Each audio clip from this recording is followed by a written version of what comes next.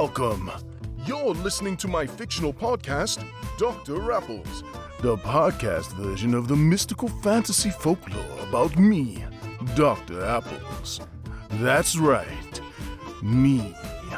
What are you doing? I'm podcasting. No, you're not. Yes. No, you're not. Yes. No. Yes. No. Yes. No, you're not. Oh, yes, I am. No.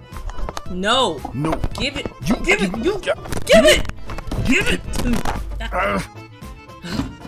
Fine. You podcast then. I'll go check on my pickled fairies. Enjoy the show. There is no once upon a time. This is a story. And if you're looking for a perfect tale with a perfect ending, then this isn't for you. We're in the middle of this story. This narrative teaches you about perspective. This is Dr. Apple's story. I'm being vague, but it'll all make sense later. Whatever. Just learn from him so you won't live a life of regrets and limits. This is why I'm telling you this story. Dr. Apples doesn't live a life of limitations. His life is well lived. Yours should be too. Upon arriving home by sunset, Dr. Apples ran to his room filled with his findings. Nothing had been touched. He called to his mother, Mama! to see if she had seen anyone come by. Mama! She was out.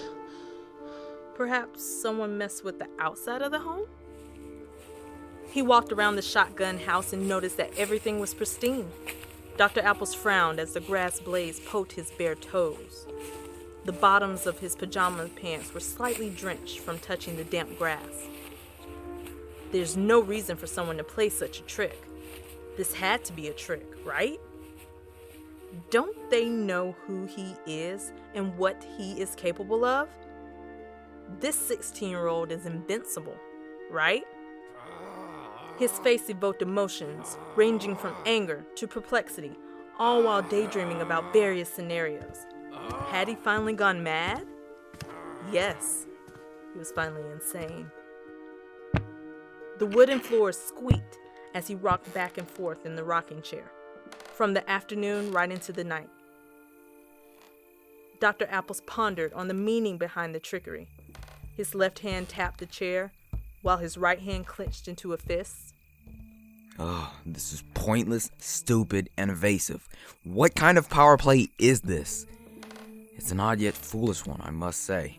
I mean, how could I lie down in bed and end up awake by the creek? Oh, these mind games aren't for the faint of heart. The only one he knew who would be so devious, so intelligent, so dastardly creative to do such a thing would be himself. After hours of pondering, he found himself wondering where the hell was his mother? She still isn't home. This is unlike her. It's way too late. Something must be wrong. I checked my room before, but did I ever check hers? Abruptly, he jolted from the rocking chair. It fell to the side, and by the time it hit the floor, he was in his mother's room.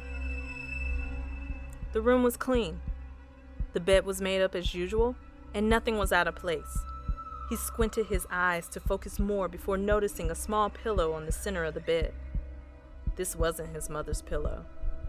No, this pillow looked soft to the touch and clashed with his mother's coverlet. The seams were hand-stitched together, and there was something on it. Whatever it wasn't heavy because there was little to no dent on the pillow. As Dr. Apples moved closer towards it, the room was quiet. When he reached the bed, he noticed that the pink pillow had a beautifully carved ornament. It was a doll that seemed familiar, but he had never seen it before. He had heard of these kinds of dolls, but couldn't recap the specifics immediately. His fingers were spaced apart. The curious hands wanted to touch the doll, but apprehension settled in. He snatched the doll into his right hand with force. Immediately, he felt the essence of his mother. What? Her love, smile, joy, the memories, the little nothings of her humming as she walked past him in the hallway. Wow. With his palm connected to the piece, he felt a strong vibration within it. The vibration intensified as it moved from his palm to his wrist, arm, and finally into his heart. His heart began to pound. What? The vibration turned into shocks. Dr. Apples felt a spirit around his body. What? It smelt like her. The subtle aroma of Casablanca lilies. The aroma encased the room. He slowly peeled each finger to examine the sculpture. It resembled his mother in an eerie way. Mommy? Instinctively, he knew she was missing, and this was in her place.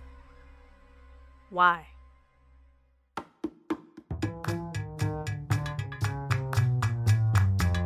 Well, that's another wild ride in the Dr. Apples universe. Don't forget to subscribe, or I'll turn your apples into pickles. Visit drapples.com for more magical madness. See you next time. Bye. Or as we say in my dimension, apple-a-doodle-doo. What? What dimension? Just go with it.